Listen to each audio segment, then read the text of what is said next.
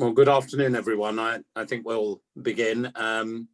It's great to be with you here this afternoon, this evening, depending on where you're joining us from in the wonderful world that is now Zoom and virtual meetings. But I'm delighted to be joined today by some of the most significant experts in this field.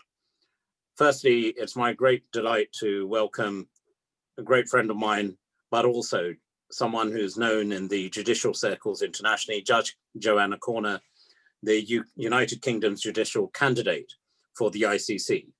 Judge Korner has 26 years experience as a judge and is a superb international reputation, having spent 8 years as a senior prosecutor at the International Criminal Tribunal for the former Yugoslavia.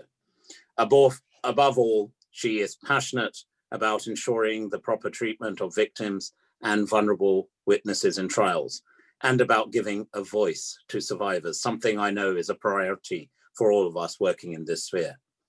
Equally, it's my great delight to welcome my great friend, Special Representative SRSG Pramila Patten. Many of you know her. She has shown exemplary leadership on conflict-related sexual violence, bringing it to the fore at the United Nations. And just a personal note of reflection, if I may, Pramila Patten and I have something which sort of joins us together very much on this issue. I think we were appointed within 2 days of each other. And I think her first meeting within the context of the UN in meeting a member state, and my first engagement at the UN was with SRSG Patten. So it's great to have Pramila Patten with us today. And also we welcome Professor Kim Tui Sillinger, who's been a valued advisor as we have developed our approach, lending her incredible expertise to our efforts to create a survivor-centered approach to justice and accountability. It is exactly this kind of expertise we need to drive international action. Because while rape was formalized as an international war crime in 1919, the number of convictions is paltry. I know this when I look at some of the challenges we face in my capacity as the United Kingdom Special Representative on Preventing Sexual Violence in Conflict and as a minister. When we look at conflicts of the past, whether it's in the DRC or Bosnia, we just know how long justice takes. And I'm sure our experts will reflect on this during their discussions. But also we cannot forget, as we look around the world today, yes, gripped by the COVID-19 pandemic, that the fact is that conflicts continue today. All too often, these appalling and abhorrent crimes are ignored entirely, not only by our legal systems, but also in the international sphere. We can and we must, there is no excuse, do more. And what's more, we will do more. As I said, in my capacity as Prime Minister Boris Johnson's Special Representative on Preventing Sexual Violence in Conflict, I am proud of what the UK's record is on leadership in this important topic. Just reflecting back since the initiative was first launched, since 2012, the UK has committed over £46 million to worldwide efforts with a single objective, to eradicate this scourge. Indeed, we remain the only government in the world with a team at its core in the heart of government dedicated to the prevention of sexual violence in conflict. And recently and rightly, we appointed 2 UK survivor champions, Nadine Tunasi and Kolabasia Hasu, MBE, who play a key role in advising me and advising the Foreign Secretary in shaping our PSVI policy about our programming and design to ensure that survivors aren't just consulted, they are direct to our policy making and their voices are included in policy making at its core. The UK's PSVI work has been innovative, from developing an international protocol on documentation and the investigation of sexual violence in conflict to working on the Murad Code, which upholds international standards for recording crimes whilst maintaining the sensitivity to survivors. Our expert panel, again, I'm sure will reflect on this, but I know from my own experience, my own insights, my own visits in meeting survivors, it's heart-rending. And when you see after they've given evidence, they've given their testimony, that it still does not reach a standard that allows for a successful prosecution, It demonstrates how much more we have to do in this field. In November next month, alongside faith and belief leaders, I shall also launch the Declaration of Humanity at the virtual Freedom of Religion and Belief Ministerial Conference, this year hosted by the Polish government. This declaration, which is supported by dozens of faith and belief leaders from around the world, calls for an end to sexual violence and conflict. It also denounces the harmful stigma faced by survivors and children born of rape, often through warped misinterpretations of faith. Again, through my own insights and experience, I've been appalled that people, despicable organizations such as Daesh, hijack noble faiths and religions and turn it into a warped ideology just to justify their abhorrent crimes. This must come to an end, and we need faith leaders to be at the forefront to challenge that poisonous narrative. And I believe that through such efforts, a huge part of our focus will continue also in further strengthening justice and accountability. And of course, we've got to remember it will look different for every survivor. But for many, achieving justice through legal means remains the vital and most important step on the road to recovery. And of course, ending impunity is a crucial deterrent in preventing future violence. Strengthening justice and accountability means upholding the highest standards of evidence collection. It means building national capacity to secure convictions. And most crucially, it means protecting survivors from further harm and trauma when they themselves come forward with incredible courage to report crimes, and then, of course, making their reports, their investigations safer and more ethical. And as we look around the world today in light of the COVID-19 pandemic, this approach becomes even more urgent. Already, limited legal services are under immense strain, and diverted government resources have further narrowed the bandwidth for safe, survivor-centered reporting. The international community cannot in any way be complacent in the face of these abhorrent crimes. It cannot simply shrug them off as an inevitable feature of war. It is not good enough. We need advocates. We need champions at every level, from local to regional to national to global, from local police forces to international courts, if we are truly to achieve progress on the aims that we set ourselves. But ultimately, we must deliver and seek justice for the survivors of today and for the conflicts of tomorrow. And I believe our experts will throw further light on this important objective. Thank you so much for joining us. And it's my pleasure to hand over to our host, Shehzad. Over to you. Thank you, Lord Ahmad, for those powerful words and your ongoing international advocacy as the Prime Minister's special representative. As an assistant legal advisor for what is now the Foreign, Commonwealth and Development Office, I worked on the UK's Prevention of Sexual Violence initiative from 2012 to 2015. And in that role, I was part of the team which organised the 2014 London Summit to end sexual violence in conflict. And I was also a member of the team which published the International Protocol on the Documentation and Investigation of Sexual Violence in Conflict, which is now in its second edition and which has been translated into numerous languages. And during the time that I advised on conflict-related sexual violence, which incorporated my time as legal advisor to the British Embassy in The Hague, where I was responsible for delivering the UK's international justice policy, a few things became particularly apparent to me.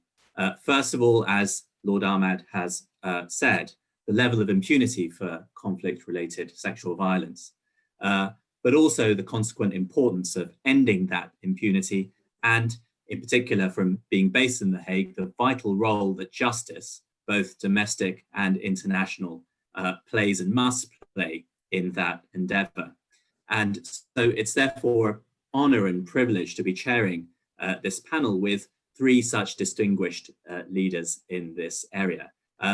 Lord Ahmad has introduced them already, but I've seen that from the moment he introduced them to now, we have had a number of new participants. So I will very briefly just reintroduce them.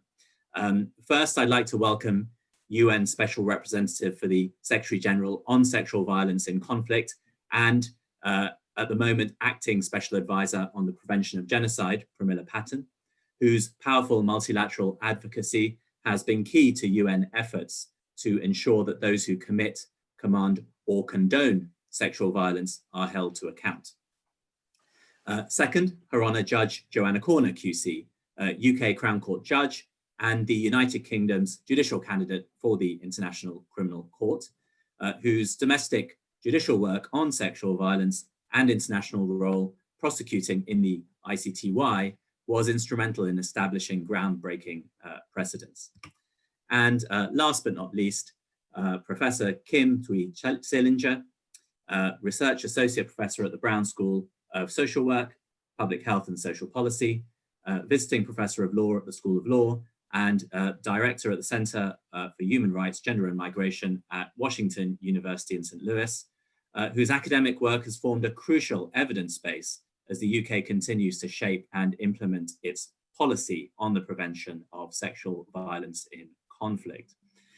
Now, we have much to discuss, but before we get into the discussion, we'd like this event to be interactive, so please do submit any questions you might have as our panelists are speaking into the chat box, and I will do my very best to do two things at once and pick them up, put them to the panelists either as we go along or at the end. I'd like to begin with UN Special Representative of the Secretary General on Sexual Violence in Conflict, Pramila Patten, who, as I mentioned, is also currently the Acting Special Advisor on the Prevention of Genocide. Now, SRSG Patten, I was extremely struck by the Secretary General's most recent report of June 2020 on conflict-related sexual violence. And tomorrow, as we know, will be exactly 10 years since the unanimous adoption of Security Council Resolution 1325 on women, peace and security, which of course acknowledged the disproportionate and unique impact of conflict-related sexual violence on women and girls. Could you please give us a sense of the scale of the issue today and the challenges we are facing? Thank you, Shehzad. Lord Ahmad, distinguished panelists, it's my honor and pleasure to participate in this very important panel because for me, the fight against CRSV is a fight against impunity. Thank you for this question because if you look at the last annual report of the Secretary General compiled by my office, which was debated before the Security Council in July, that report for the year 2019 shows that there were 3,000 verified cases in 19 countries, mostly against women and girls, with 100 cases against men and boys and the LGBTI community. 848 cases were registered against children, out of which 803 were girls. Having said that, we all know that CRSV remains chronically underreported. Therefore, the data in the report does not reflect the full scale of CRSV cases globally. At best, it illustrates trends and patterns. While it is true that the presence of women protection advisors in the field has significantly improved the availability and quality of information, the data is far from reflecting the real magnitude of the problem. And we know that the obstacles to reporting are multiple, and they include stigma, fear of reprisals, especially where state security forces are implicated, a situation which often leaves survivors with very few safe channels for reporting, but there's also lack of confidence in justice system, limited access to justice. There are structural barriers such as transportation challenges, cost of services, availability and or distance to police services, limited awareness of legal rights and available services. There's also fear of rejection by families and communities or pressure from community and family members to settle cases informally. Secondly, I must also signal our strict methodology, which requires incidents to be UN verified for cases to be included in the SG's report. The data gaps are also linked to the capacity of the UN to cover all conflict-affected parts of a given country due to limited human and financial resources, limited or no access due to remoteness and physical inaccessibility, security issues, of course, or lack of state authority, and they simply do not have access to certain areas controlled by armed groups. And I have seen this firsthand in many countries, Mali, Somalia, Central African Republic, DRC. We also apply a do no harm principle in our monitoring and ensure that reporting does not endanger survivors, even if they do come forward. So we take seriously threats against survivors, and we always bear in mind that often they are perpetrators. Both state and non-state actors are roaming free with the ability to inflict further harm on them. And now I must add that COVID is presenting new challenges, which will certainly impact further on the data gathering. Already a dramatically underreported crime, CRSV now risks being further obscured by the pandemic, as in addition to shame, stigma, and fear of repercussions, cases are going underreported due to the imposition of quarantines, curfews, and other restrictions on movement, limited access to first responders, and the fear of contracting and or transmitting COVID-19. Despite the SG's call for a global ceasefire, I must add that many armed groups remain active and are in fact using the situation created by the global pandemic to their advantage. And in a number of conflict-affected countries, I have received information indicating an increase in CRSV cases. So what is clear is that while the risk of falling victim to sexual violence has not diminished with the pandemic, the ability to seek assistance and redress in the context of confinement has. In Central African Republic, just to give you one quick example, I received reports of women and girls being attacked and raped on their way to collect water and food for their families. And in April, I even had to write to the president of CAR following 2 presidential decrees ordering the partial release of prisoners to avoid the spread of the virus in congested prisons. And what followed was the release of 676 prisoners, of whom several had been convicted of rape. And in my letter, I had to highlight my concerns and the protection concerns for the victims and witnesses who could potentially suffer from reprisal. Well, yes, yet I remain hopeful, because although the challenges are great, there have been some significant gains on which we should build upon in the future. And why not build back better as we navigate this global pandemic? Thank you, SRSG Patten, for setting out those challenges. And particularly the point you made that so much of the data we have underestimates the scale of the issue and the challenge of COVID in exacerbating that. So perhaps in the spirit of hopefulness that you talked about just there, you could tell us from your perspective about the challenges and the response to those challenges from your office and the UN more generally. Well, in fact, the past decade has ushered in a dramatic paradigm and perspective shift, which has catalyzed real change in 3 critical aspects: the normative framework, our institutional arrangements, and our operational impact. Firstly, on the normative evolution, it was in 2008 that the issue of sexual violence as a tactic of war was elevated before the Security Council through the unanimous adoption of Resolution 1820. For the survivors, this meant that their ordeal would be taken seriously, not only as a violation of individual human rights, but also as a threat to collective security, an impediment to the restoration of peace, and a crime of concern to the international community as a whole. For the Security Council, it meant dismantling the old gender divide between hard security and so-called soft issues, between political and private matters, and also seeing war through the eyes of women and girls whose bodies have been part of the battlefield. And this new approach affirmed that there could be no security without women's security. It served to directly engage a broad constituency of peace and security stakeholders responsible for imposing targeted sanctions, mandating training and deploying peacekeepers, supporting ceasefire and peace negotiations, establishing commissions of inquiry and hybrid tribunals, and referring situations to the ICC. In 2013, Resolution 2106 emphasized critical dimensions such as early warning and prevention and the need to empower women and women's civil society organizations.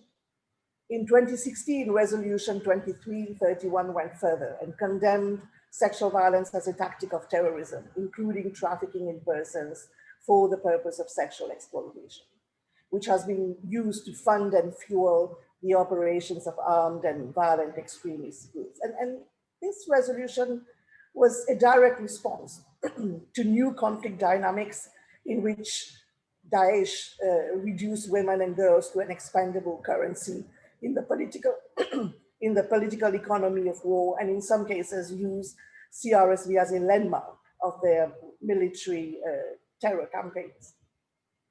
Last year, Resolution 2467 called for a holistic survivor-centered approach in the prevention and response to CRSV. In terms of institutional arrangements, in 2009, as you know, Council adopted Resolution 1888 to equip the UN with new infrastructure to respond. And this included the creation of my mandate, including as chair of UN Action Against Sexual Violence in Conflict, the Interagency Coordination Network. It also established a team of experts on the rule of law to strengthen institutional safeguards against impunity at the national level. And it called for women protection advisors to be deployed to the field to enhance our monitoring, reporting, and response. And in 2010, Resolution 1960 authorized new monitoring, analysis, and reporting arrangements at country level as part of a system of deepening the evidence base for action and pressurizing parties to comply with international norms by listing or naming and shaming those credibly suspected of committing or being responsible for patterns of CRSV. Turning to operational impact, I think today the UN is reaching and supporting thousands of survivors who had once been invisible and inaccessible. Today, peacekeepers are systematically trained on how to prevent, deter, and respond to sexual violence as part of their operational readiness to protect civilians. Sexual violence offenses are now an integral part of international criminal investigations. Standalone designation criteria on sexual violence have actually been included in the sanctions regimes for many countries: Central African Republic, DRC, Libya, Somalia, and South Sudan. The work of the TOE, team of experts, in strengthening, in strengthening national capacity have resulted in an increasing number of convictions. Just to give you a couple of examples, in the DRC, the TOE supported military magistrates to establish mobile courts and specialized prosecution support cells with significant progress in military justice and the prosecution of a number of emblematic cases. In Central African Republic, the operationalization of a specialized police unit to investigate sexual violence cases enabled the authorities to receive hundreds of cases and to conduct the investigations. The TOE has also contributed to the establishment of the special criminal court last year. In Guinea, in response to the Conakry Stadium massacre, where 109 women were raped, the TOE provided judicial expertise, which resulted in 15 indictments, including that of a former head of state, Dadis Camara. Unfortunately, we're still waiting for the trial. I think also progress has been noted in the manner in which the voices of survivors have been unmuted. While sexual violence has been history's most silenced crime, today I do rejoice over the way survivors, civil society, women's groups, human rights defenders are breaking that silence. And I think this shows progress. Thank you. That was a very rich answer where you talked about a wide range of things, but including justice and accountability. Can you tell us a little bit more then about what you think needs to be done to secure accountability of prosecutors? and perhaps too, that the role that the courts, domestic and international, can play in delivering justice for victims and survivors of conflict-related sexual violence.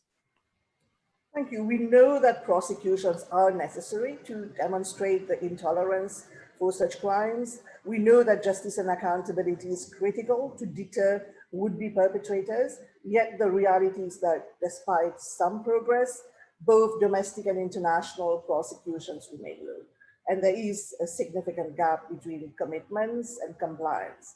I think the pertinent questions we have to ask ourselves are, what is it that drives the reluctance to hold perpetrators accountable? What is it about sexual violence that makes it seem so difficult to investigate and prosecute? And I think for that, it is important to understand the main challenges in ensuring accountability and to address all of them, because the challenges to both domestic and international prosecutions are multiple and multidimensional, and they relate mainly to reporting of crimes, investigation, and prosecution. In the course of my previous and current work, I have met with investigators, prosecutors, lawyers, judges from many countries, and I have seen the challenges they face. Firstly, there can be no justice and accountability in the absence of a comprehensive legal framework. And unfortunately, in addition to poor or even absence of justice infrastructure, which is very common in many conflict countries where court buildings are damaged or courts and court personnel are deliberate targets of attacks, the legal framework is also grossly inadequate in most of my priority countries. For example, in most of my priority countries, there are no legislative provisions for sexual violence against men and boys, and that makes it very difficult to prosecute. Not a single one of my priority countries has legislative provisions that address sexual violence as an act of terrorism. Legislative reform is slow.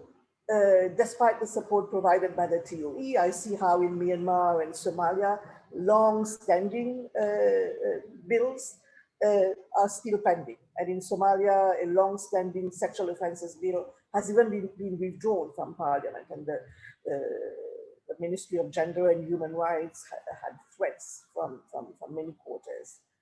To address this gap, my office is finalizing a legislative guidance, a tool which actors in national jurisdictions can use to bring survivor-centered justice for great crimes involving sexual violence. The legislative guidance sets out crimes such as sexual violence as an act of genocide and sexual violence as an act of terrorism, reflecting the most advanced standards.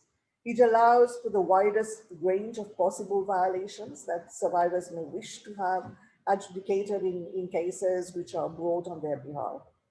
And this tool contains all those elements that are truly necessary to prosecute these crimes and empower the victims.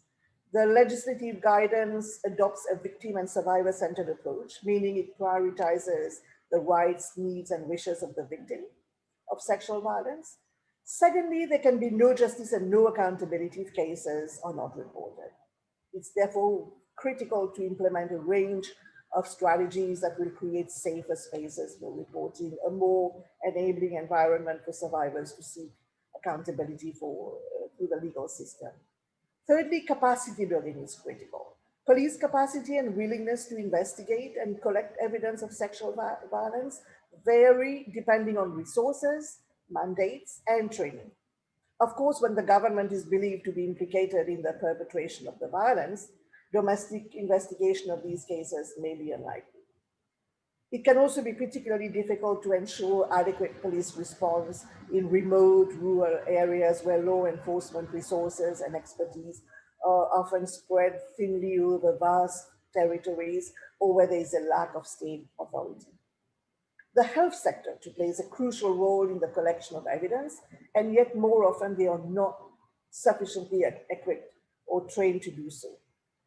When it comes to prosecution of sexual violence crimes, the main challenge is rooted in the investigation stage. Insufficient evidence, as we know, whether documentary, physical, or testimonial, hampers effective prosecution. Magistrates and judges too need training, and the TOE receives regular requests for such capacity building. And this is why an important focus of national capacity building by the team of experts has been the training of investigators, prosecutors, judges, security officials, lawyers, medical staff, social workers, and other rule of law actors. I think it's also very important that our approach to justice be holistic, including medical care, victims, witness, and justice official protection that are unfortunately too often not prioritized because they appear costly. And yet without these services, no justice process will be successful. I think another important point applicable to both domestic and international court is that no one entity can bring justice in the aftermath of grave international crimes in any context. So that strategies for accountability must be context-based and leverage the coordination and complementarity of efforts of all existing institutions. We have seen how the ICTY transferred cases back to national courts, how regional human rights courts not only made significant progress in gender justice, notably in Latin America, but how these progress opened a virtuous cycle which influenced domestic criminal proceedings. We have seen how statutory law, case law, and positive complementarity is used by the ICC to advance justice globally in conjunction with domestic courts. I believe that multiple actors at domestic, regional, and international level, and with different specialties, are not duplicative, but instead mutually reinforcing if we know how to articulate their strength. And last but not least, if we want justice for survivors of this crime carried out with due process of law in accordance with international legal standards that address root causes of the violence, we need both political will and sustainable funding. To conclude on that question, I would reaffirm my conviction that justice is achievable if we create the conditions for it to occur. Thank you very much, SRSG, for providing such a rich insight. And for our panelists, for our participants, if you have any questions for SRSG Patten, please do put them in the chat and we will come back to those during the question and answer session. Thank you, SRSG. I'd now like to move on to Judge Joanna Korner, QC. Judge Korner, thank you for being part of this discussion. SRSG Patten talked there about the reluctance of holding perpetrators accountable. Now, you prosecuted internationally at the International Criminal Tribunal for the former Yugoslavia for 8 years.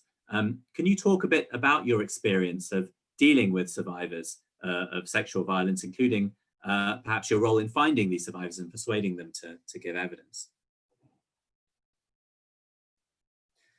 Judge Korner, you're on mute. I was told I would be unmuted remotely. Thank you very much indeed for asking me to be on this panel. I really began to understand the complexities of prosecuting crimes of sexual violence when I started at ICTY, because as an English barrister, you don't actually interview the survivors, or the alleged victims of these crimes. It's done by the police and not by the barrister. So when I went to ICTY, it was the very first time that I had personally dealt with victims of these crimes. And ICTY together, and ICTR should not be forgotten in this, they were the first tribunals to really deal with crimes of sexual violence, not just against women and young girls, but also against men and sometimes boys. And the difficulties were firstly that the crimes were so enormous that that were taking place in Bosnia in particular, which is what I dealt with, that it was all too easy for crimes of sexual violence almost to become secondary when you had mass murder and torture and people being persecuted.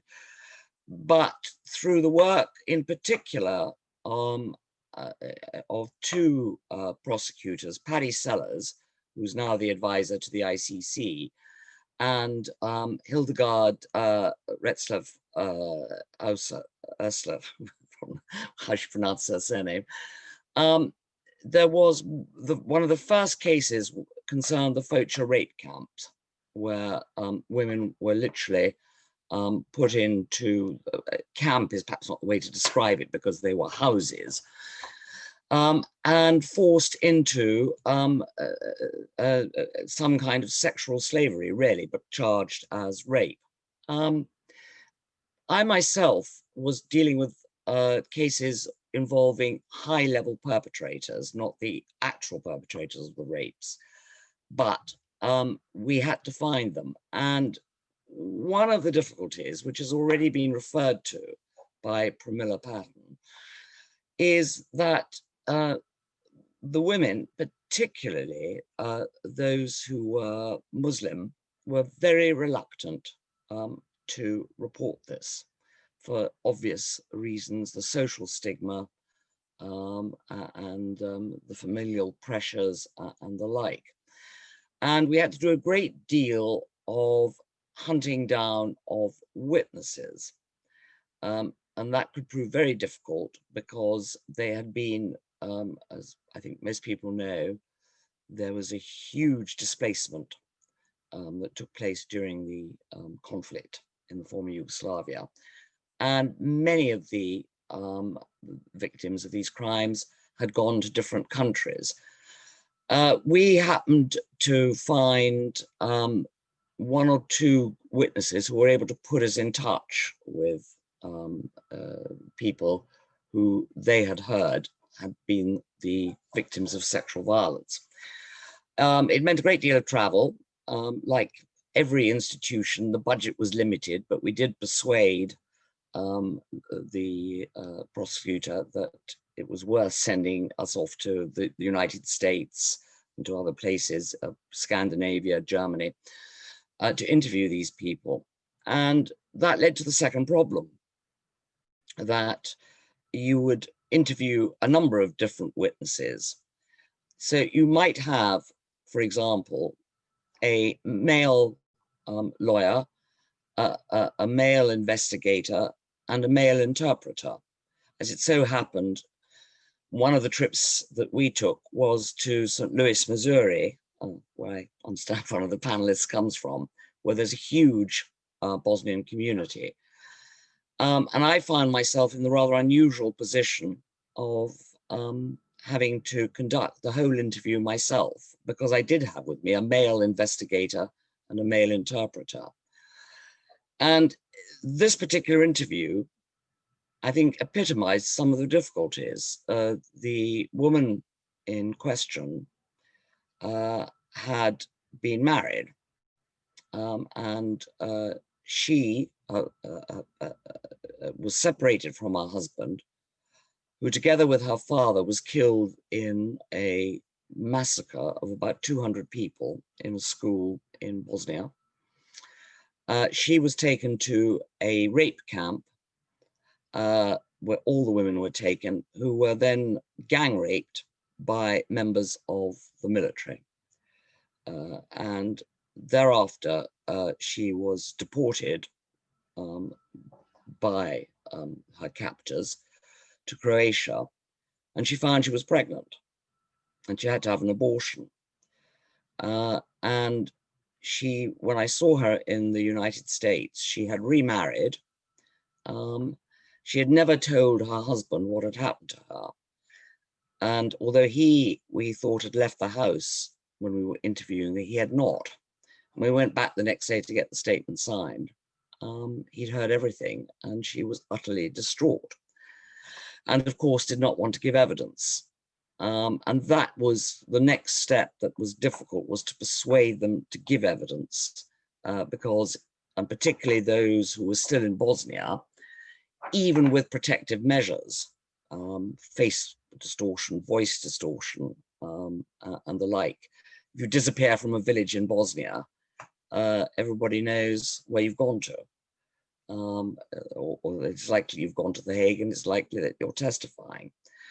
So all of those aspects made it very difficult to find the witnesses.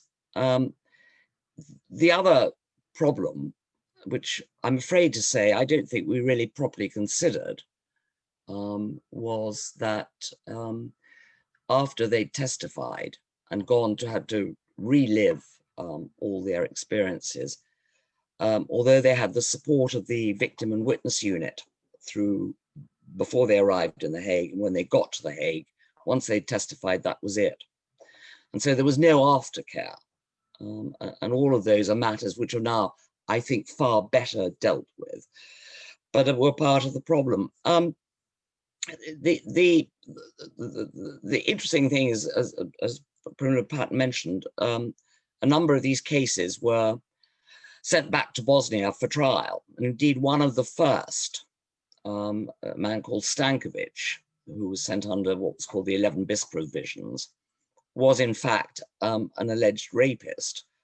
And he was convicted in Bosnia and imprisoned. Regrettably, he then escaped from prison. So, and of course, the witness protection that can be offered in Bosnia wasn't anything like as sophisticated as can be offered here. And that is, I'm afraid, one of the knock-on effects of these domestic trials.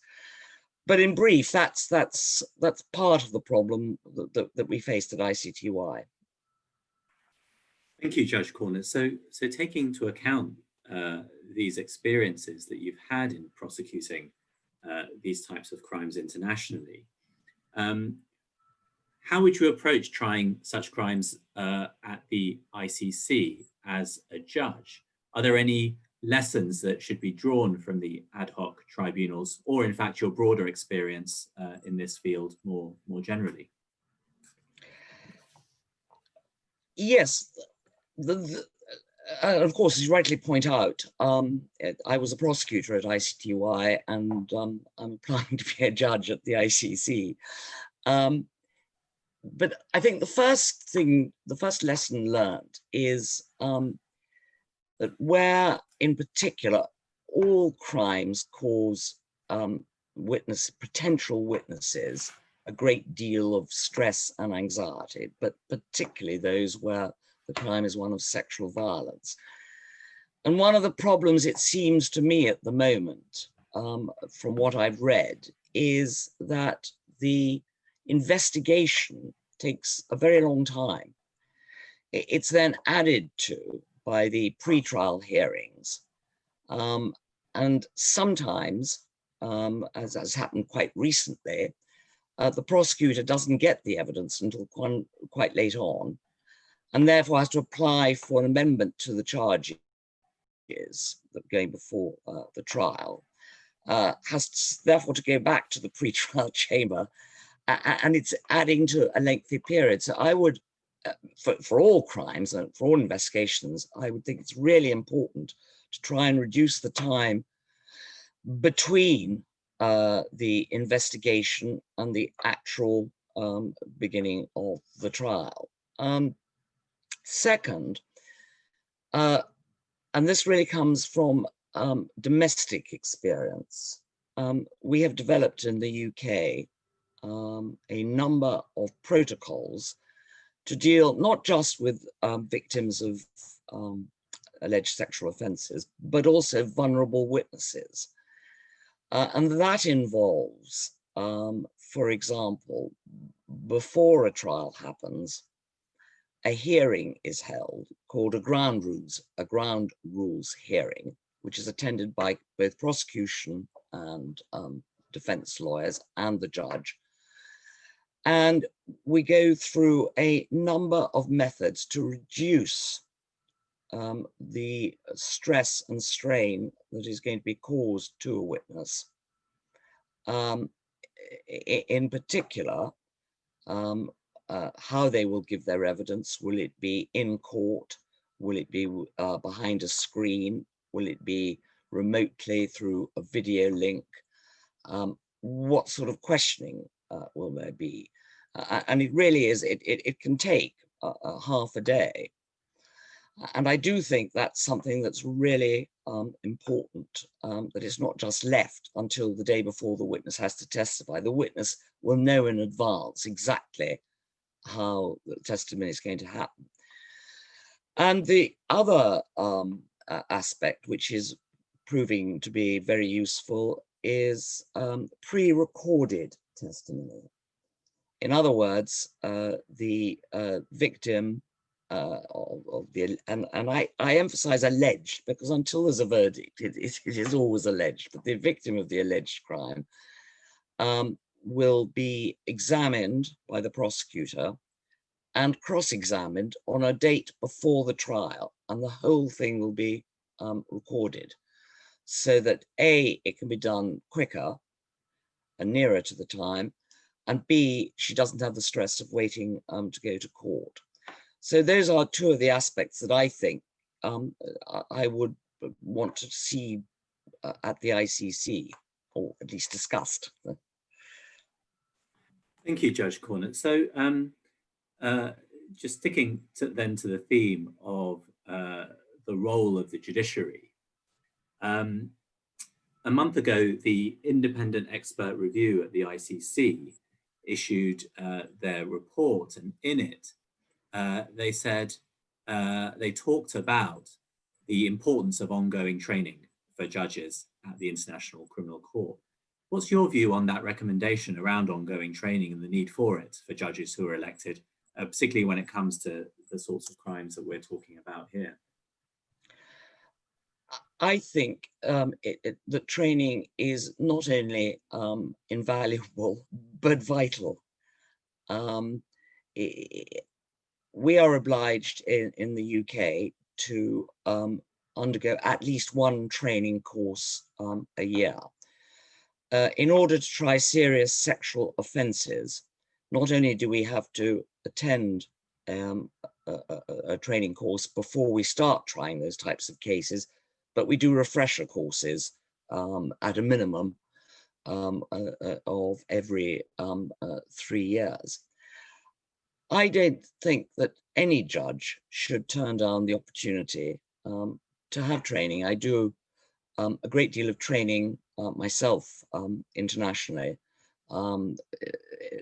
both in the treatment of vulnerable witnesses,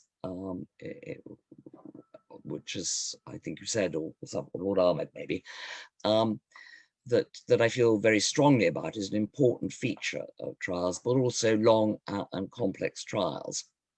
And I think a classic example of where things went wrong, I went out 2 years ago, thereabouts, to Bangladesh at the behest of UN Women to talk to, amongst other people, the Foreign Secretary and people concerned with the Rohingya crisis in Bangladesh.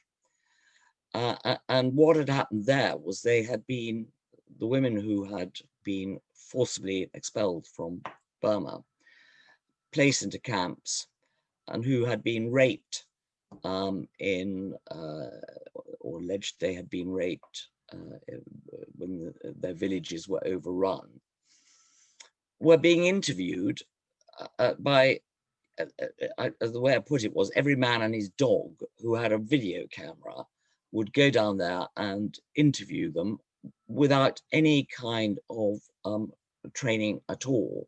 And indeed, I was told that some of these interviews had simply been uploaded to Facebook. And I do think that training in treatment of these victims and how statements are taken is vital. And further, it's explained very carefully to these women what is involved in the giving of evidence and the like, and for judges to understand the impact on these women of these types of events. So yes, I'm all in favor of training. I utterly support that recommendation. Thank you, Judge Korner. And in fact, many of the reasons you've given go directly to the do no harm principle that SRSG Patten was talking about. So thank you very much, Judge Korner. Again, to the participants, if you have any questions for Judge Korner, please put them in the chat box and I will pick them up shortly. Thank you, Judge Korner. Thank you. And moving on to our final panelist, Professor Sillinger. Thank you again for being part of this panel. Professor, you had an article published earlier this year in the Journal of International Criminal Justice entitled Close to Home, where you talked about the history of international and hybrid courts and tribunals in prosecuting conflict-related sexual violence, going back to Nuremberg and Tokyo. And we've heard from Judge Korner about her experiences at the ICTY. Could you perhaps talk a bit about the role and importance of domestic prosecution of conflict-related sexual violence? Sure, and thank you so much for having me. And it's an honor, of course, to be on this panel with Judge Korner and SRSG Patten and Lord Ahmad. And I'm really happy to talk about domestic prosecution, Shehzad, because it is a very important part of our history and the future of prosecuting conflict-related sexual violence. There is definitely a tendency to think about conflict-related sexual violence as an international crime that has only been addressed by international or hybrid tribunals. And that's that's easy. It's easy to do given the massive jurisprudence and effort that we all saw coming out of the ad hoc tribunals for the former Yugoslavia and Rwanda, as Judge Korner has just explained. And the truth is, though, that national courts have been trying these cases for a really, really long time. I remember being really fascinated to hear of the 1474 trial of Sir Peter von Hagenbach. Right? He was tried and prosecuted, sentenced to death for the rape and murder committed by his own troops. And this was by a local panel of judges. That was a very long time ago. I think the more relevant cases that have been quite eye-opening for us really are linked to the work of the UN War Crimes Commission, for one thing, which was established in 1943, right after World War II. And this was actually active as a commission before the Nuremberg and Tokyo tribunals were established. So we haven't talked much about this commission and its work with national courts because the documents just weren't available to us. They weren't declassified or made public until quite recently. So we're just now at the beginning of our learning, following in some of the footsteps of, Dan Plesch right there at SOAS with you in London. I'm trying to understand better the work of this commission. What we know, of course, is that it was set up to advise national courts around the world in their prosecutions of Axis officers and soldiers right after the war. And it was guiding domestic authorities in different countries around the world in those prosecutions, in the assessment of the evidence and the trials that seemed possible. And this was happening in courts in Australia, Belgium, China, Denmark, Italy, France, Greece, Poland, Yugoslavia, many, many different countries. And many of these trials actually included evidence and charges of wartime rape. And so we do have some genealogy of these types of prosecutions going back into the early 1940s also. As the UNWCC wrapped up, then the international tribunals for Nuremberg and Tokyo were erected and did their work briefly. And so that's an important piece of the story also. I think what seems most relevant right now with the development of international law and development of practice around conflict-related sexual violence is that in the last few decades, we've seen a real uptick in activity in the national courts taking on these cases. And if you're asking about the role and their importance currently, I think one thing just to note as a threshold matter is that they're quite diverse, right? We're talking about military tribunals that exist in all over the world, and they have jurisdiction, generally over members of the armed forces. And so they will take jurisdiction over cases of conflict-related sexual violence that implicate their soldiers, or they should. There can also be special units within the regular judiciary, like the International Crimes Division of the High Court in Uganda or the High Risk Court in Guatemala. Or we see hybrid chambers that have special statutes integrating international criminal law with local criminal procedural law. and they may have some degree of international staffing on the bench or in the other departments. And they're important. All of these efforts are important because obviously we think about complementarity, and we know, of course, that the International Criminal Court cannot and should not be trying all of these cases. It's not really its mandate. And states have a really key role to play in ensuring accountability, including for mid-level and lower-level actors that just won't be in the crosshairs of the International Criminal Court. So this is important also because it can build competence and international capacity at the national level to address these crimes going forward. For me, I think national courts are most important, though, if you take the perspective of the affected community, because generally we're talking about in situ venues, right? Courts that sit in the country where the crimes allegedly occurred. That puts affected communities very close to what's happening, and it enables victims and their communities to participate more fully and to be aware of justice being done, and particularly important in context of transitional justice.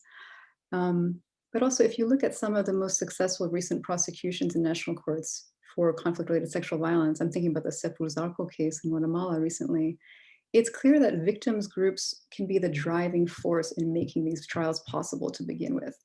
And so proximity to judicial actors, being able to gather communities and press for attention and proper charging, being able to follow a trial in your time zone, in a language that you speak.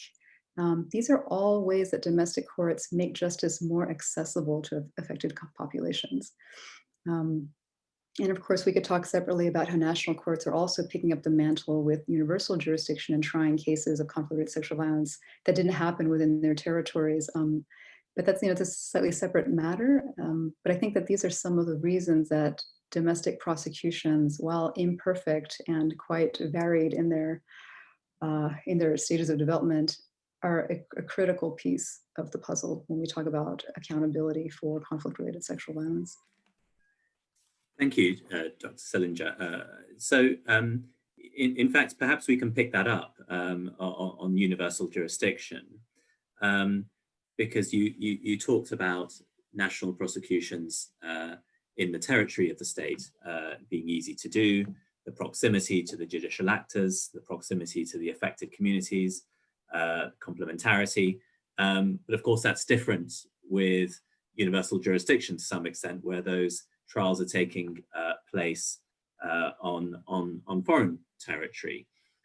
So perhaps could you talk a bit about your work in that area, some of the research you've done and your findings, particularly around the benefits of invoking universal jurisdiction and more generally the success of that jurisdiction? Mm-hmm. Sure. I mean, I find it an area of great interest, and I have to admit I'm not an expert in universal jurisdiction. I do focus some on it, and I think we've got two strains or two trends that we're seeing. One, we're seeing the emergence of more and more cases in Europe, for example, right? The federal authorities in Belgium, Germany, the UK, Switzerland, for example, are taking on cases in different ways. The operationalization of universal jurisdiction can differ, I think. We all can see it as a principle, but the way it's written into our systems and enacted can differ. But we see, those cases emerging in European courts right now. For example, I'm thinking about cases that involve crimes and atrocities committed in Liberia, right, during the back-to-back civil conflicts there. And those are being picked up in Belgium and Switzerland, for example. And many do involve sexual violence as part of the evidence in the charging. And of course, we have the ISIS-related cases in Germany, and I believe in the UK, you had a Liberian case and a few others of your own. These are different, right? They are in established prosecution units that have a great degree of experience with international law and have dedicated war crimes teams, investigations, prosecution. But of course, they're distant from where the crimes happen. So there are some challenges. While we see federal authorities in Europe working very closely with members of the diaspora or refugees who have come in and are also now willing to testify in a criminal case, the ability to conduct on the ground investigations is a bit attenuated, and we see that there are differing approaches to conducting that type of field fact-finding. And so I think there are pros and cons. I think what is very interesting about the cases in Europe is that it is a very important stopgap measure for now, where you have situations that are they're not currently being addressed by the National Criminal Court, and there's not yet national capacity or political will to prosecute. This type of sort of bridging via universal jurisdiction is very promising. I would say that the other piece of universal jurisdiction that I find totally fascinating and do have a good bit more involvement in was the case against Hissène Habré, the former president of Chad. And he was tried not in Europe, but actually in the extraordinary African chambers in the courts of Senegal.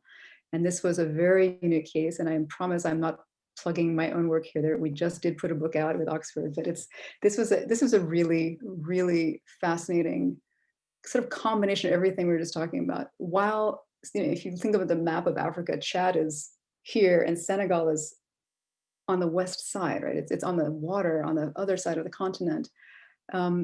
This still felt, this was a bit of in the middle, right? It's not an in situ court, and yet because of the long, long years of advocacy by victims groups in Chad and also, petitioning Senegal, that's where Habré was residing, or is still residing, they were able to make it work and bring pressure to the African Union, to the international community to really, and with the government of Senegal, to create this tribunal, this special chamber in the Senegalese judiciary.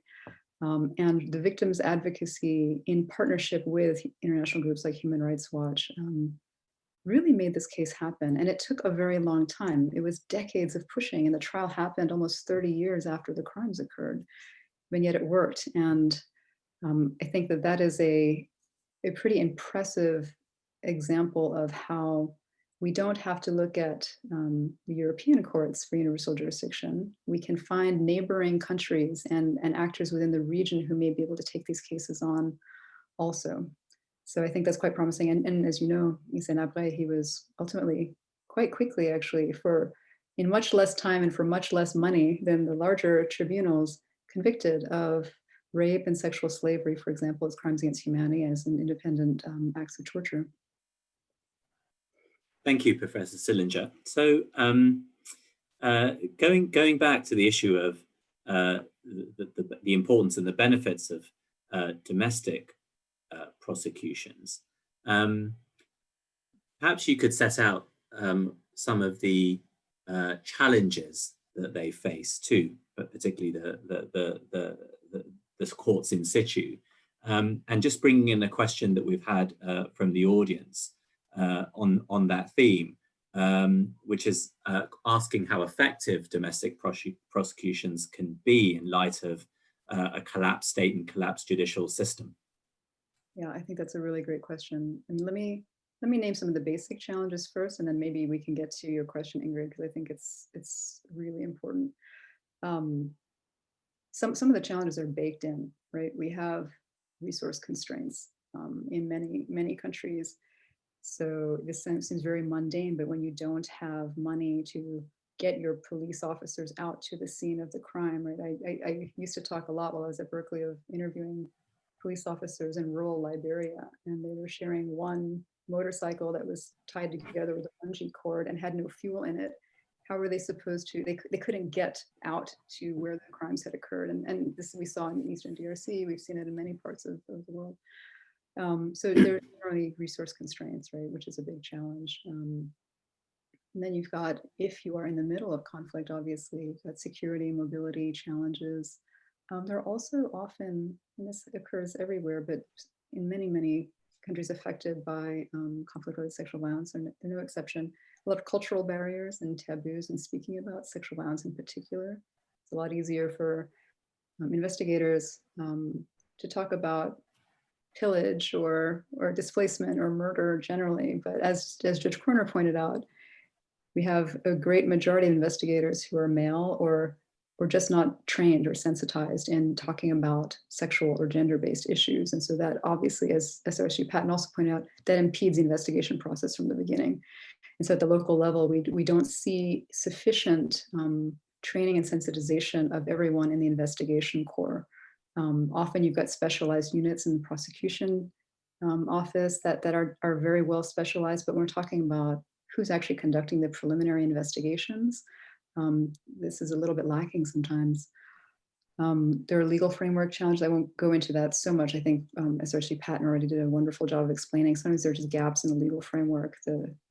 Even if if a state has ratified and domesticated the Rome Statute, there are going to be retroactivity challenges sometimes if the crimes we're talking about happened prior to that.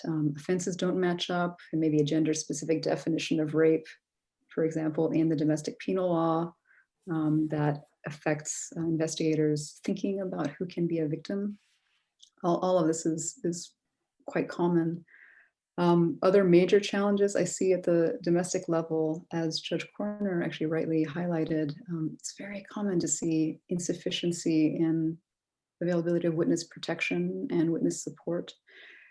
I think when we do see witness protection, it's relegated to the four corners of a courtroom, and we don't think so much about protection that has to be in front of mind before the very first interaction with a potential witness or a victim, right? From the very first, like, how do you meet someone? How do you talk to them? In what space? In what way?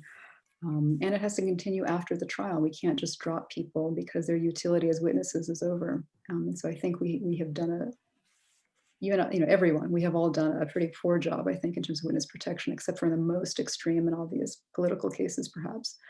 Lack of victim and witness support.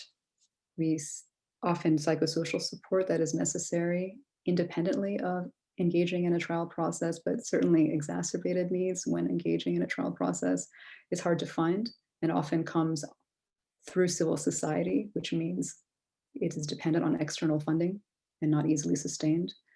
And then we've done a pretty dire job as a community and as national actors, I think, to ensure reparations. While they're being ordered in these cases where there are convictions, they're not actually being allocated or obtained. And so we're seeing this challenge, not just at the national level, but also at the international level. So I think maybe then just to pivot really quickly to your question, Ms. Rosenberg-Morgan, I think there is a time and place for prosecutions at the national level. Like we talk a lot about how is justice delayed, justice denied, but the truth is we can't prosecute immediately in some cases. I think that's where national courts are really interesting. Sometimes they can be much more fleet-footed than international prosecutions because they're there. You don't have to wait for the international community to agree that there's an issue and pony up money and create a tribunal. You are there, you have a system.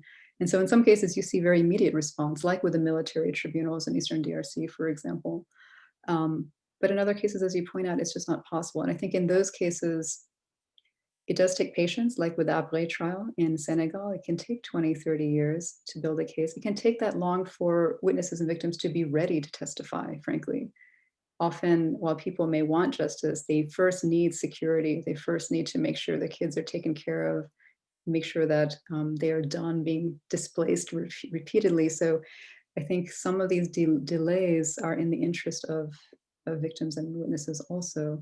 What we can do on the ground is strengthen local groups' capacity to document, right? A lot of the evidence is fleeting. And so this is where I think tools like the International Protocol, like the ICC Prosecutors Policy, there are incredible resources that we should be making absolutely accessible now so that human rights groups on the ground can collect what is collectible now and store it, because we may be able to use it 5 years, 10 years, 20, 30 years from now, but there's information that will be lost in the passage of time. One group that I'm thinking of that does a phenomenal job of this is the Global Justice and Research Project in Liberia that has just been building. They've just been collecting affidavits, declarations, evidence of victims of atrocities in Liberia for years. And this is providing a lot of the basis for the universal jurisdiction cases that are happening now, because they've just been collecting. There was no immediate venue for prosecution, but they were collecting to help in the future, doing that, well, in conjunction with Civitas Maxima in Switzerland, which is, in full disclosure, a group I'm involved with. But there's examples like that show us that even though we can't prosecute domestically right away, there's a lot we can and should be doing to make that a possibility in the future. Thank you, Professor Sillinger. Again, to our audience, if you have any questions for Professor Sillinger, please do put them in the chat. Thank you. We've had a number of questions come in. Perhaps first, well, in fact, let me just set out some of the themes. There have been a number of questions around prosecuting rape within the crime of genocide, or as a constituent element of genocide. And perhaps I might come to Professor Sillinger and Judge Korner on that shortly. But first, SRSG Patten, can I come to you? And a question around non-retributive justice, transitional justice, and the work of your office in that respect, and the scope and possibilities with transitional justice in the communities and states that you're working in. Yeah, that's a good question. And as a follow-up to Kim highlighting the obstacles to domestic prosecution, in fact, during my field mission, I meet a lot of survivors, and every survivor demands justice.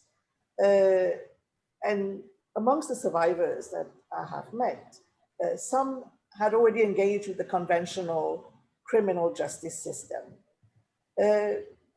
But that interaction with them helped me to better understand their perspectives on justice. Justice as an ever-evolving, nuanced, and lived experience. I see the thirst for justice, but not necessarily justice in a courtroom. I see justice as consequences, recognition, dignity, voice, prevention, and connectedness. And it's interesting that for many, recognition is central to justice and conveys more than just being believed, to encompass acknowledgement of the significance and nature of the harm, as well as an attempt to remedy the injury to self-respect. And I understood why outcomes of the conventional criminal justice system do not necessarily equate to survivors' sense of justice, because such outcomes do not address the issues of humiliation, lack of respect, moral injury. And also what I understood from my interaction with these survivors, that recognition is more than the relationship between citizens and the state.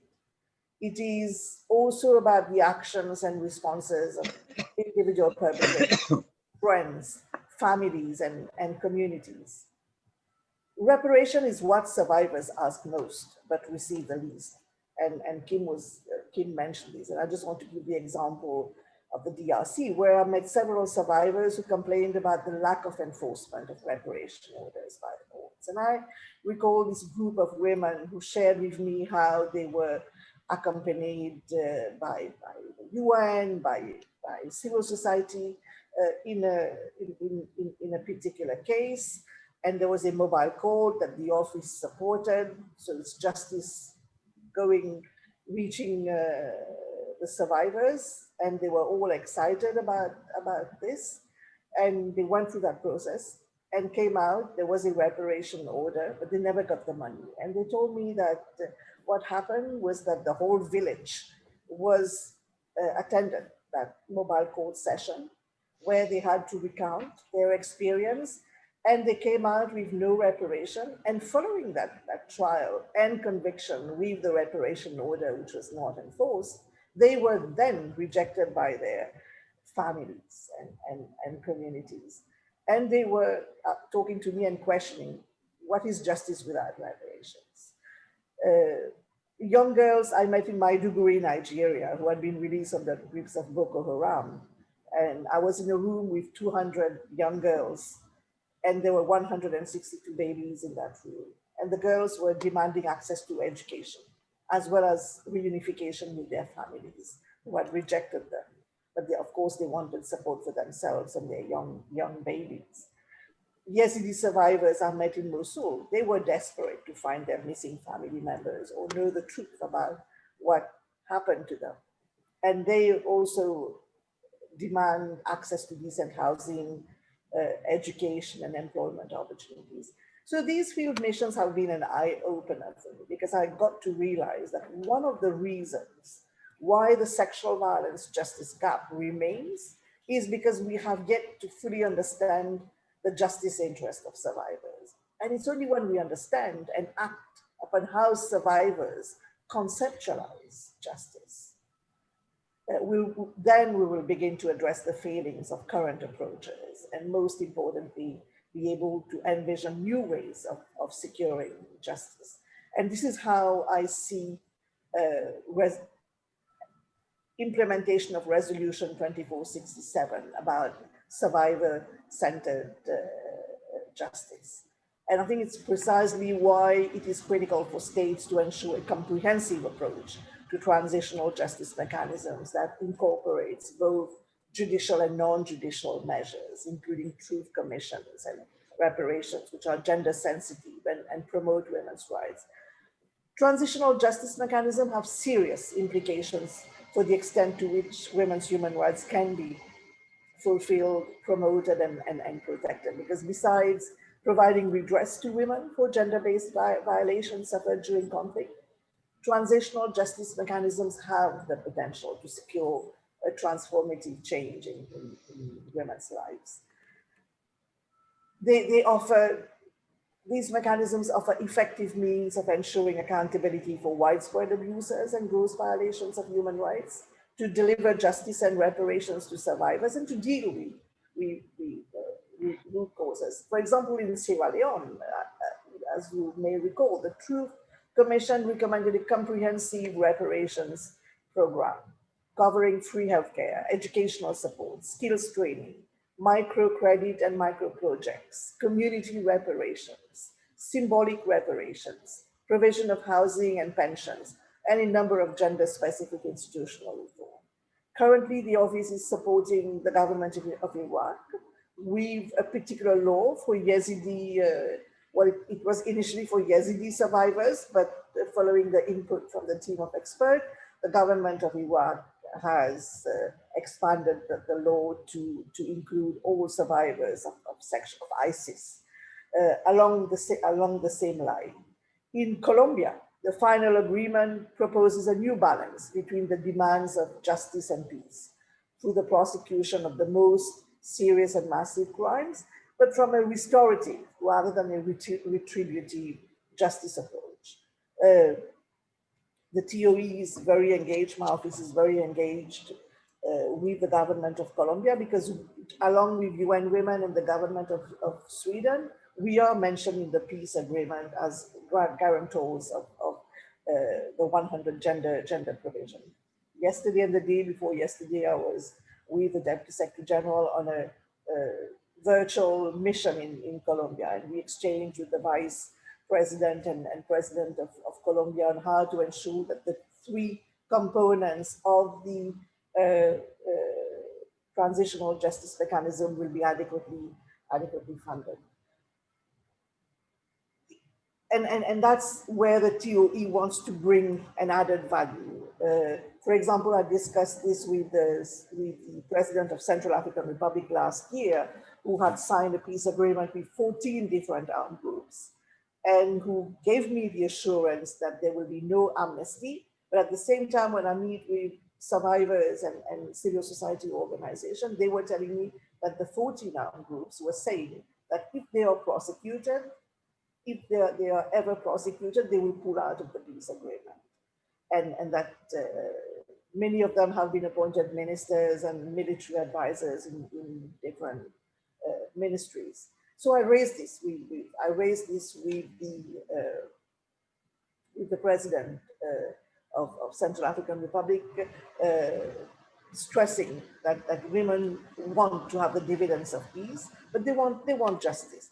And in a situation like CAR, there is a need for broader for a holistic transitional justice system.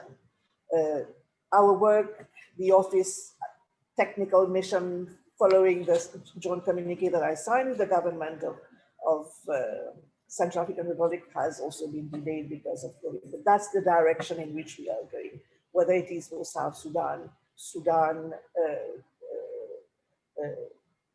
Central African Republic.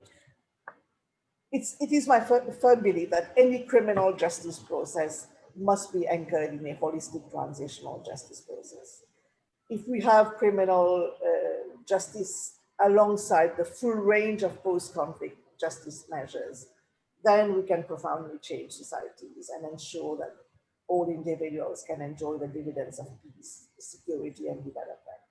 And I think the Colombia model is also a very interesting model that my office is very committed to support. Thank you, SRSG Patten. That was fascinating. And perhaps Professor Sillinger might want to pick up on any of those points on transitional justice. But just perhaps to set out a couple of questions that we've had in the chat from a few people. And I'll come to you, Professor Sillinger, and then to you, Judge Korner, for anything you want to add. So the first question was the one I mentioned earlier, which was to do with prosecuting sexual violence as genocide, or prosecuting rape as a weapon of war as a constituent element of genocide, and your thoughts on that.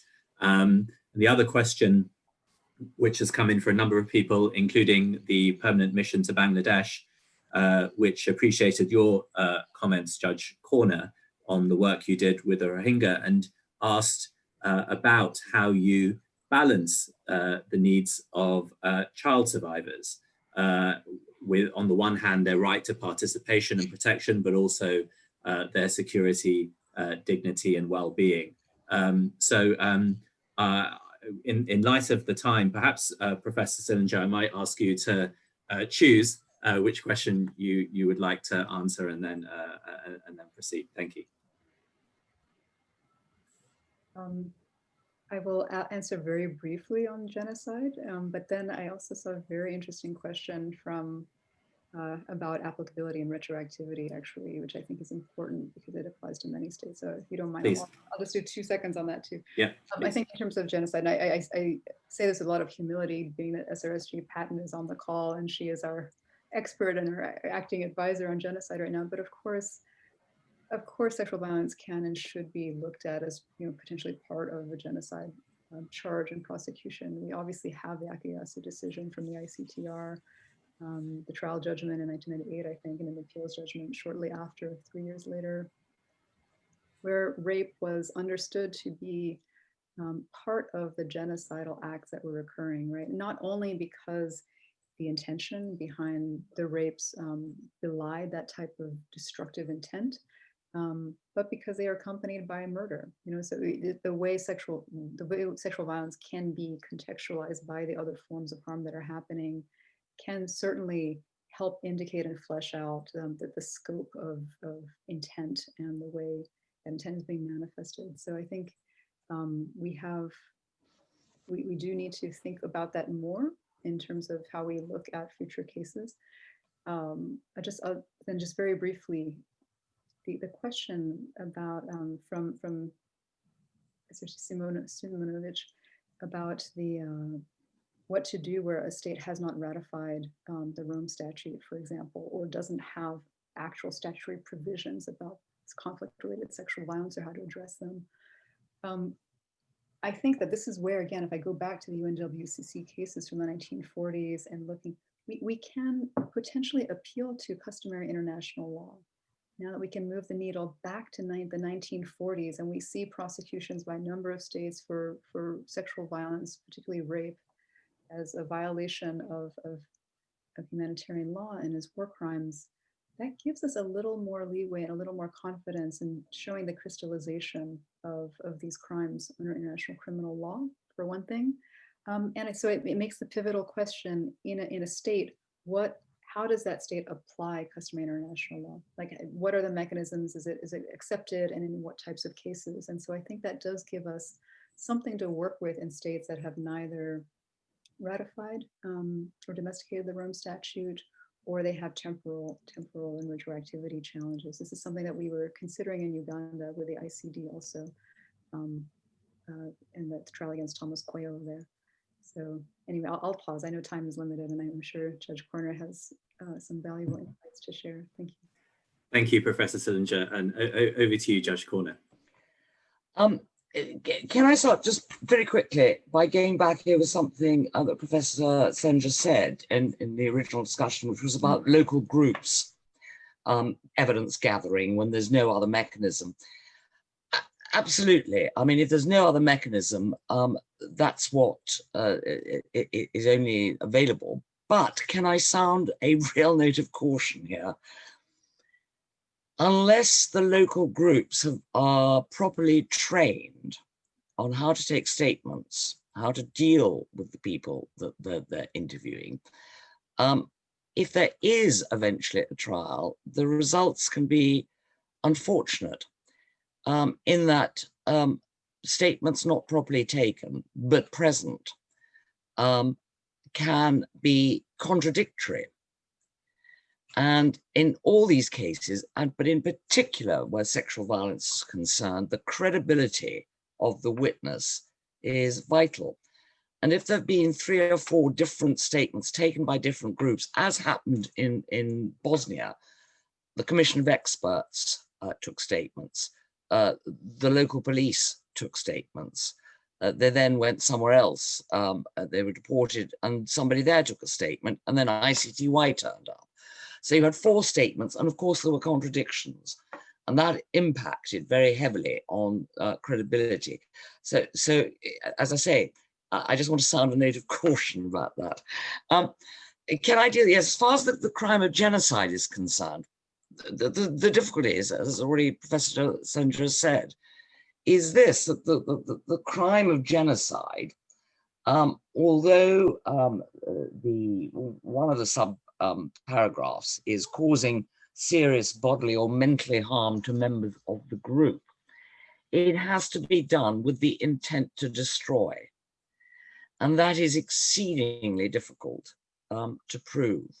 We went through many trials at ICTY trying to prove that genocide was committed in Bosnia, not just in Srebrenica, which is the only conviction for genocide, but in 1992, in particular in Prijedor, where every aspect of you'd have thought the genocidal acts was present with that intent, but we never succeeded. It is an exceedingly difficult crime, and I'm not certain that a court would accept, however dreadful the rapes were, or the sexual violence, that it reached the high level of an intent to destroy, and therefore I think it's unlikely. The other part, can I deal with the child witness aspect, which of course is so important, and I really should have specifically mentioned it when I was talking about the procedures. When I started at the bar, longer than I'm prepared to admit to, okay, we would call as witnesses 6-year-old children. They would go into the witness box. They wouldn't take the full oath, but they would take a form of the oath. And now looking back, it seems to me incredible that we did that. It's absolutely vital, and particularly where you've got, of course, child soldiers, though so often the events are so long ago that the child has now become an adult, that children really do not appear in court, in the full courtroom, and everybody in the majesty of their robes and the overwhelming atmosphere of really tremendously overpowering atmosphere that exists for a child, and that you do use, and this is why we introduced in the UK the system of pre-recorded testimony to deal really specifically with that aspect.